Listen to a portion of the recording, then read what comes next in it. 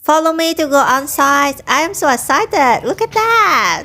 The slab has been done. Hey, oh my god, I forgot to remove my tag. So this is new shoes. I just bought it, but forget all about remove the tag. These two hot guys are our supervisor. Why all the men standing like that? All plumbing pipe are finished, and the slab for hot water unit is finished too. That's the one. This is two-story house. All the timber frame has been done. Look at that steel beam. That baby will support all the upper floor level. Wow, there's another beam here too. And all this is for ducted heating service. Someone drew this wrong, so the slab has been done incorrectly.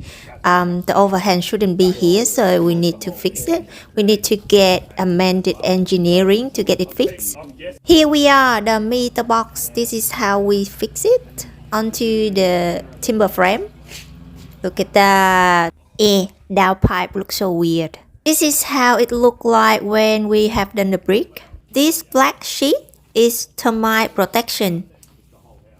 Upper garage with all insulation, and that metal strip is called wind bracing. This house is heavy and lightweight material for upper floor. Wow, this looks so satisfying. This is exactly 30 millimeter, very straight. Now we are going to the internal. This is the kitchen island bench. And welcome to the bathroom. This is the space for the bathtub.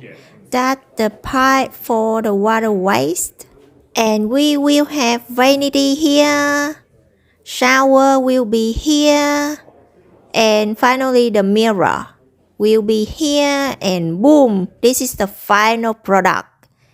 Look how beautiful it is. Ooh, I'm so in love with this laundry. We even have a pet space. That is for the dog. So cute.